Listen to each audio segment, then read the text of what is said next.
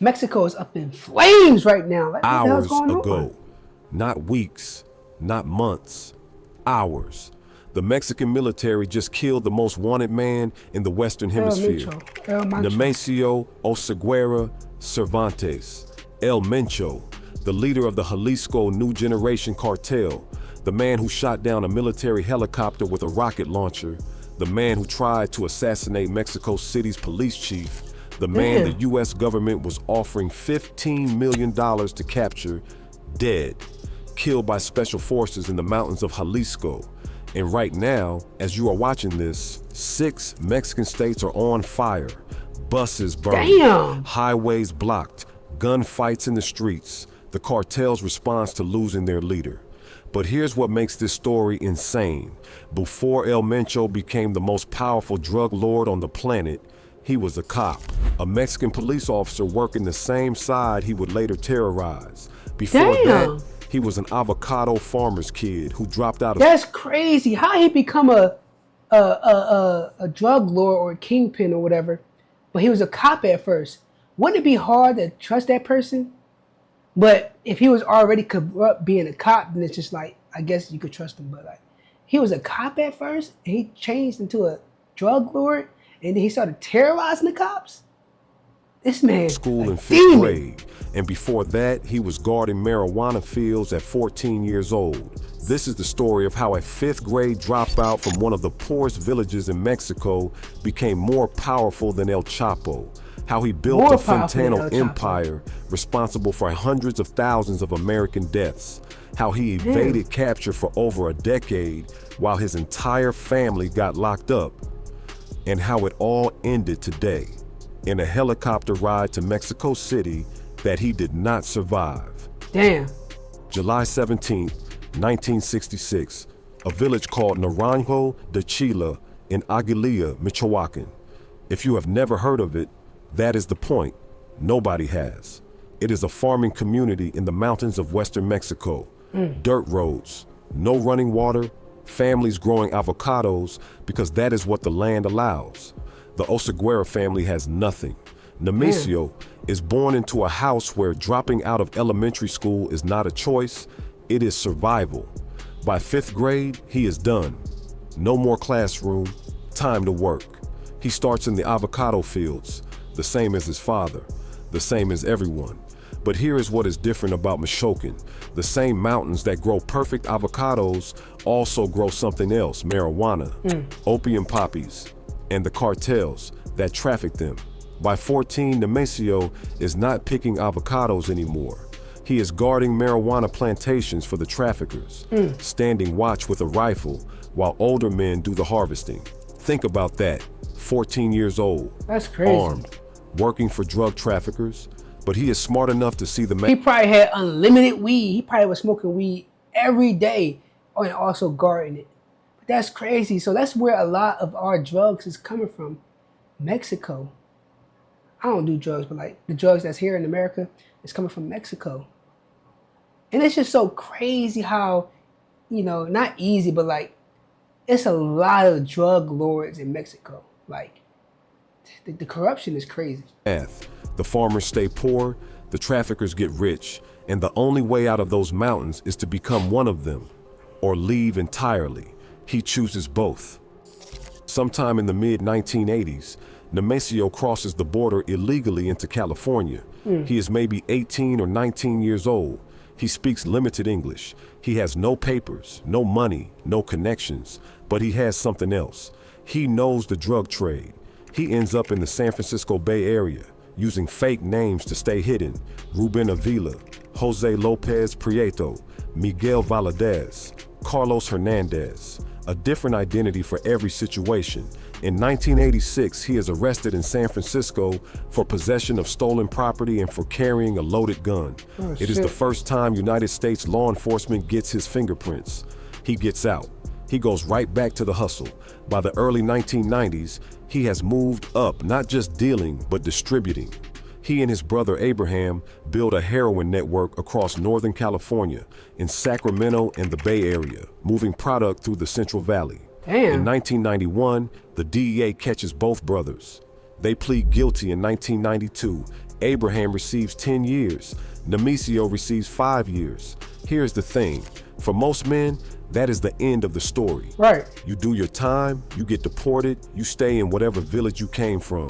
Maybe you keep dealing small time. Maybe you go straight. Nemesio does something different. He learns.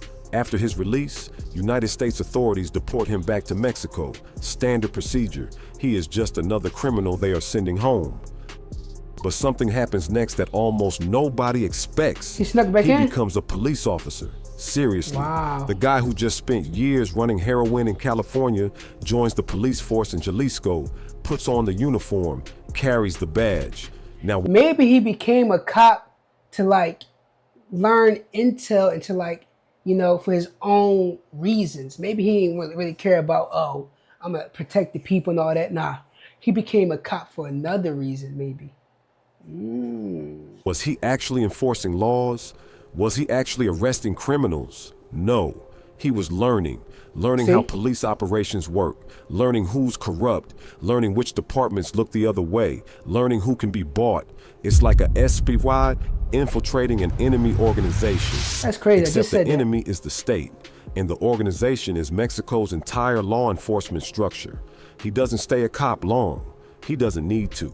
He's already seen everything he needs to see. Right.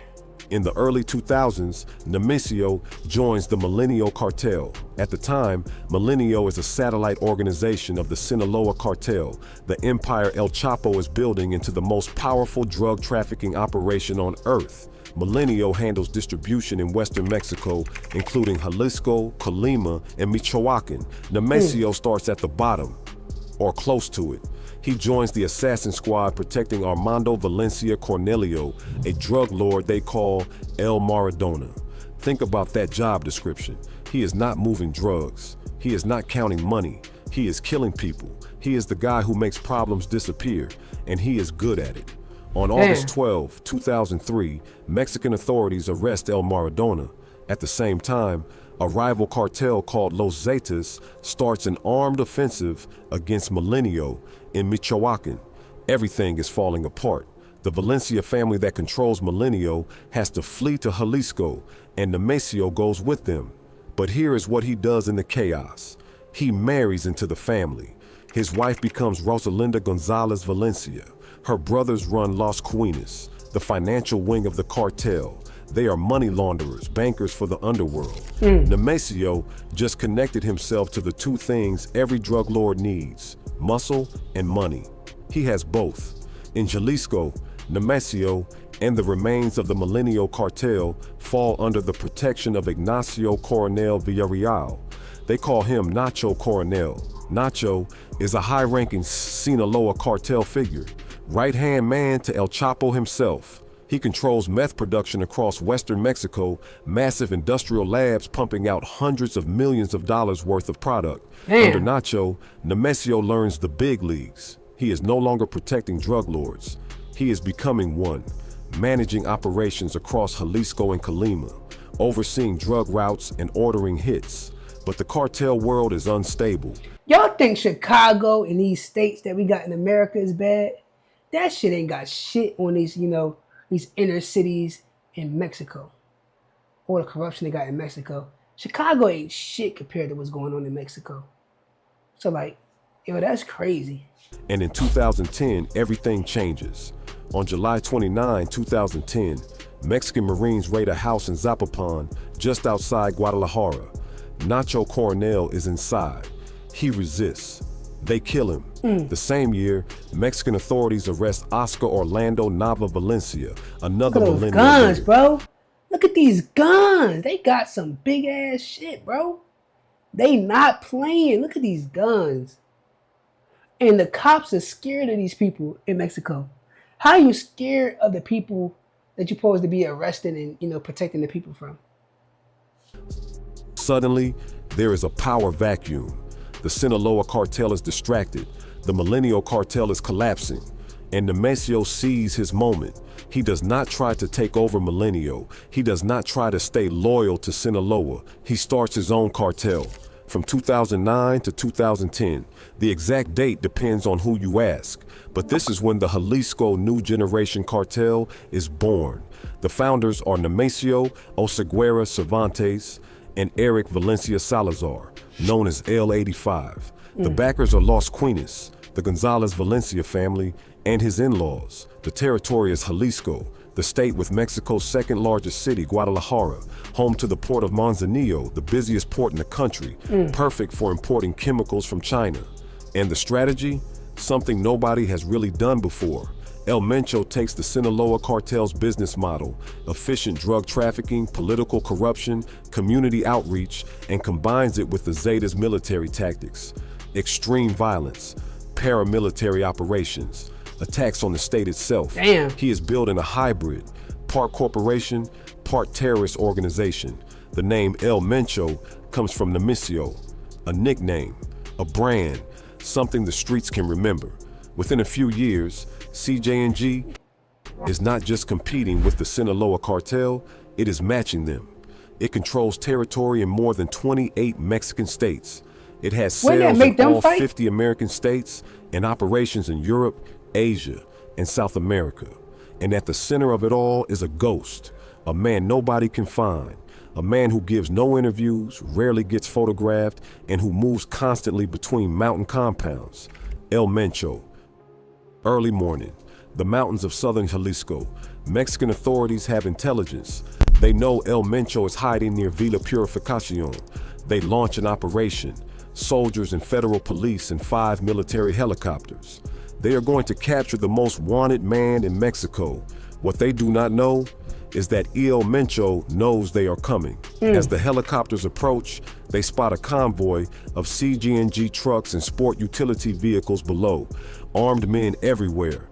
Then the cartel opens fire. Not small arms, not machine guns, rocket-propelled grenades, military-grade weapons designed to destroy tanks. One helicopter takes a direct hit to the rotor. It spirals, catches fire, crashes into the trees. 9 law enforcement officers die. This is the first time in the entire Mexican drug war that a criminal organization has shot down an aircraft. The first time. And El Mencho's men did it to protect him. While the military scrambles to respond, El Mencho escapes into the mountains, vanishes. And his response?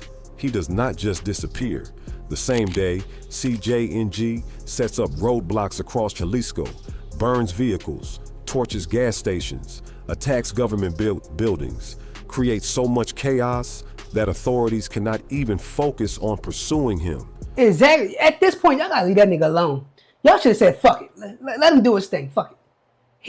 His people is doing all these things because y'all fucking with him. His people is doing all these things because y'all fucking with him. Burning down buildings, setting shit on fire, causing a lot of havoc because y'all want to fuck with him. Leave that man alone. Let him get his money. You know, people got a choice to do drugs, to not to do drugs. People gonna do it regardless. So let him get his money. You feel me? And, well, y'all should have let him get his money at that point, at that time. But y'all want to be fucking with him. And now y'all shit is burned down. Now y'all police helicopters getting shot out the fucking sky and shit. These are some different type of people y'all don't want to fuck with. The message is clear. Do not come for me again, because if you do, this is what happens. For years after that, the Mexican military does not take another serious run at him. If you want to understand why El Mencho mattered, you need to understand fentanyl. From 2013 to 2014, Mexican cartels began producing synthetic opioids, not heroin. That requires poppy fields, harvesting, processing. Synthetic opioids can be made in a lab. The precursor chemicals come from China, shipped through the port of Manzanillo. That became El Mencho's port. CJ&G, the Jalisco New Generation cartel, did not just produce fentanyl. They pioneered the Mexican fentanyl industry. Industrial scale labs spread across Jalisco and Michoacan. Chemists were trained to manufacture the drug. Supply chains reached every corner of the United States. 1 kilogram of fentanyl costs roughly $4,000 to produce. Damn. That same kilogram, cut and sold on American streets, is worth over $1 million. The profit margins are insane, and the death toll is worse. From 2015 to 2025, fentanyl overdoses killed over 500,000 Americans. That's sad. More than every war the United States has fought since Vietnam combined. CJ&G is not... What I want to know is, why is weed not enough for people? Like when I used to smoke weed, that was enough. I was high. I was feeling good. I didn't need nothing else. Why do people need these other drugs? Like I feel like weed is enough. Like how high are you trying to get? God damn. Solely responsible. The Sinaloa cartel traffics fentanyl too. Chinese suppliers manufacture the precursor chemicals, but CJNG under El Mencho is one of the two main pipelines flooding the United States with the deadliest drug in history. The United States government knows exactly who to blame.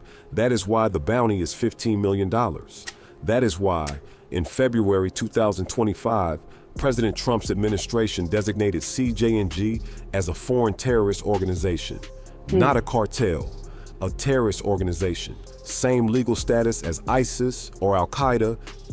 From 2015 to 2026, El Mencho becomes a ghost story. The DEA puts him on their most wanted list. The U.S. State Department offers $15 million for information leading to his capture. Mexico offers another 300 million pesos. Combined bounty is over $30 million. And Damn, 30 million? If y'all knew where he was at, would have turned him in? Mind you, y'all gotta understand who y'all gonna snitch on. Would have told the cops where he was at for that 30 million? still, nobody can find him. The only images anyone has of El Mencho are years old, grainy photos, maybe not even him. He gives no interviews. He makes no public appearances. He does not post on social media. What he does do is release audio recordings, expletive-filled rants threatening rivals and officials. His voice, disembodied, promising violence to anyone who crosses him. Rumors spread constantly. He is dead from kidney disease. He has had surgery to change his appearance. He is living in Guatemala. He is living in the mountains of Malcahuacan. None of it can be confirmed, because here is how he stays hidden. His inner security circle is made up of former Mexican military commandos, men with special forces training paid cartel money to protect one person. His second security circle includes 120 men whose only job is to set up ambushes against anyone trying to get close. He moves between mountain compounds. He never stays anywhere long. He uses encrypted communications. He trusts almost no one. Meanwhile, his cartel keeps growing. Right. While El Mencho hides, his family runs the operation. His son, Ruben Oseguera Gonzalez, known as El Menchito, is second in command. He was born in San Francisco in 1990, which makes him a United States citizen. He has been groomed for leadership since he was 14 years old. El Menchito is the enforcer. Court documents say he ordered at least 100 killings. He personally shot 2 people. He directed the purchase of weapons, including 50 caliber rifles and 40 millimeter grenades. When Mexican authorities arrested him in Mexico in 2014, they released him for lack of evidence. They arrested him again and released him again. He was arrested a third time and released a third time. Mexican judges kept letting him go. Some people suspected corruption, others thought the evidence was genuinely weak. Either way, El Menchito kept walking free until 2015, when they finally held him. In February 2020, they extradited him to the United States. His sister, Jessica Johanna, known as La Negra, was in Washington, D.C. at the time, trying to see her brother at his court appearance. Federal agents arrested her as well. She faced charges of financial crimes supporting CJNG. So now El Mencho's son and daughter are both in United States custody. His wife, Rosalinda, known as La Jefa, was arrested in Mexico in November 2021. Authorities say she managed the CJNG finances, running the cartel's money. His brother Antonio, known as El Tony Montana, was arrested in December 2022. His brother Abraham, known as Don Rodo, was arrested in February 2025. His son-in-law, Cristian Fernando Gutierrez Ochoa, known as El Gaucho, faked his own death, moved to California under a false identity, and was caught in November 2024. One by one, everyone around El Mencho gets taken down. His entire family, his entire inner circle, and still, he stays free. El Menchito's trial ends in Washington, D.C. The charges: conspiracy to distribute methamphetamine, cocaine, and fentanyl. Weapons charges: murder conspiracy. The verdict: guilty on all counts. The sentence: life in prison plus 30 years. The forfeiture order, $6 billion, $6 billion. That's Damn. how much money the U.S. government says El Menchito made trafficking drugs. That's how much they are seizing. His lawyer argues the sentence is excessive. Everything happened in Mexico, he says. This should have been tried in Mexico, but fentanyl deaths happen in America. American addict. That's the thing. The corruption is so crazy in Mexico. They don't want to come to America and stand charges because once they get to America and they gotta go to charges, they can't wiggle their way out. They can't pay their way out. They can't cause havoc to get out. You stuck in America. That's why they be trying to stay in Mexico. American families, American juries, life plus 30 years, no parole. And this is my thing. Yes, you can lock up the drug dealers, but you know, sometimes that person is grown. They made a decision to do that drug. 9 times out of 10, they know the effects or they know, you know, what can come from doing that drug. They know the consequences. So like, why arrest a drug dealer? I get why I arrest a drug dealer, but y'all understand what I'm trying to say. El Mencho has now lost his son forever. His daughter served 2.5 years. His wife was just released a few weeks ago. His brothers are in custody. His son-in-law is serving 11 years. The man who ruled an empire is now essentially alone. We need to go back for a moment. Crazy. 6:30 in the morning, Mexico City, one of the wealthiest neighborhoods in the capital, Lomas de Chapultepec. Omar Garcia Harfuch, the head of Mexico City Police, is driving to his daily security briefing. A black SUV bodyguards, routine morning. Then armed men block the road. There are maybe a dozen of them. They open fire with 50 caliber machine guns, Damn. rifles, grenades. Hundreds of rounds pepper the police chief's vehicle. Damn. Garcia Harfuch takes 3 bullets. His 2 bodyguards are killed. A woman delivering food who happened to be driving by was killed. Garcia Harfuch survives. From his hospital bed, he tweeted, "We were cowardly attacked by CJNG. This is unprecedented. The cartels have killed plenty of local officials, state politicians, small-town mayors, but attacking the police chief of Mexico City in the heart of the capital, that's a declaration of war." And it's bold. El Mencho ordered the hit. Now fast forward to February 22nd, 2026. Today, Omar Garcia Harfuch is now Mexico's federal secretary of security, the top law enforcement official in the country, and he just helped oversee the operation that killed El Mencho. 6 years later, the man El Mencho tried to assassinate is the man who signed off on his death. Crazy. Early morning. He better hide his family. He better, you know, get out of there and go into hiding or something, because I think he understand who he just, you know, killed, but they coming for him. They coming for his family. They coming for everybody. They'll wipe out his whole family if they knew where they were. He playing a dangerous game. The mountains around Tapalpa, Jalisco, Mexican Army Special Forces launch an operation. Air Force helicopters, National Guard units, intelligence from the National Intelligence Center, and according to the Mexican government, complimentary information from United States authorities. American intelligence helps track El Mencho's location.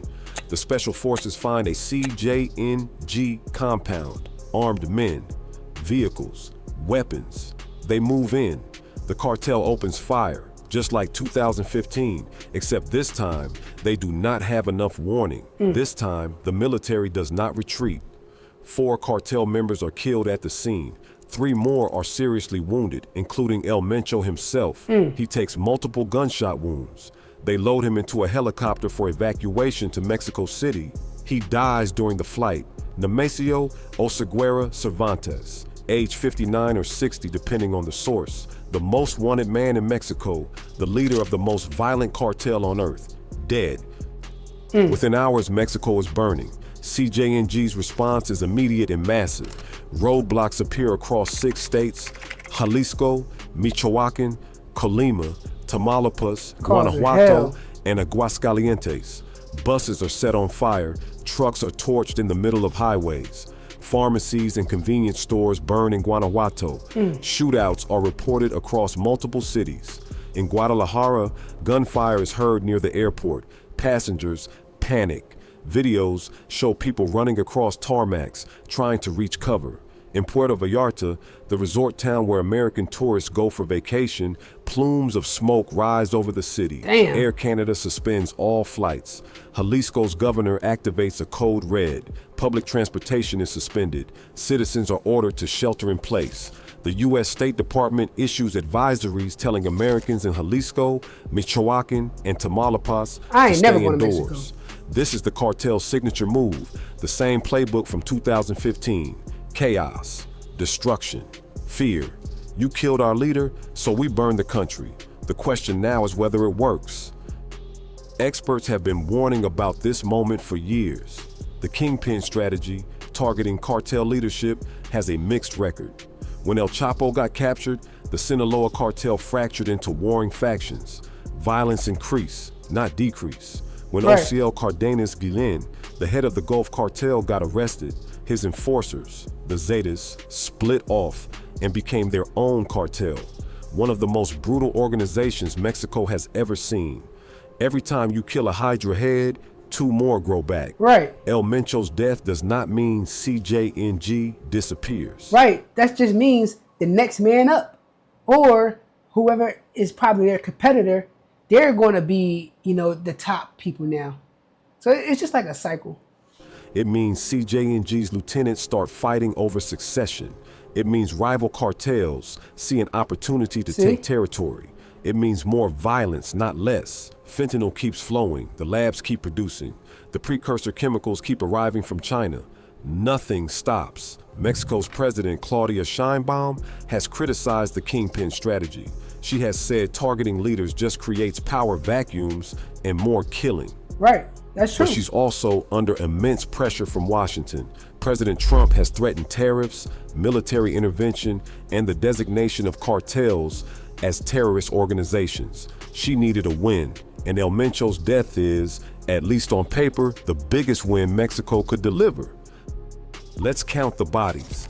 El Mencho's estimated death toll from drug trafficking, hundreds of thousands. The fentanyl epidemic alone has killed over 500,000 Americans since 2015. Damn. He wasn't solely responsible, but CJ&G was a primary supplier. Police killed by CJ&G dozens. At least 24 in one 6-week period in 2015 alone, 9 in the helicopter shoot-down. Politicians assassinated under El Mencho's orders remain unknown. But CJ&G is linked to killings of mayors, judges, and government officials across western Mexico. His own people killed, countless. Cartel justice is brutal. Beheadings, dismemberments, bodies left on highways as warnings. El Mencho didn't just sell drugs, he sold terror. He sold the idea that no one, not the police, not the military, not the government, could touch him.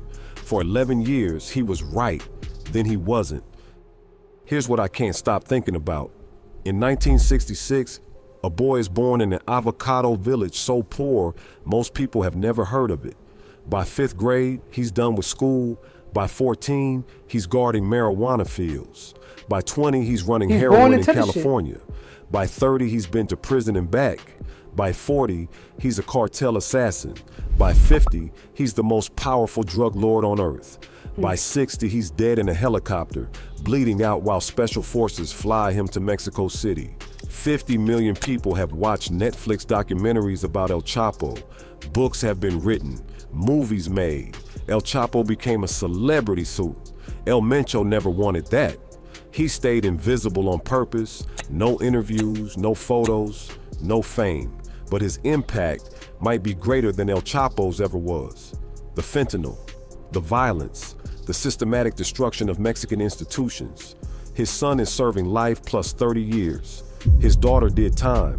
His wife, his brother. Imagine his son getting the news.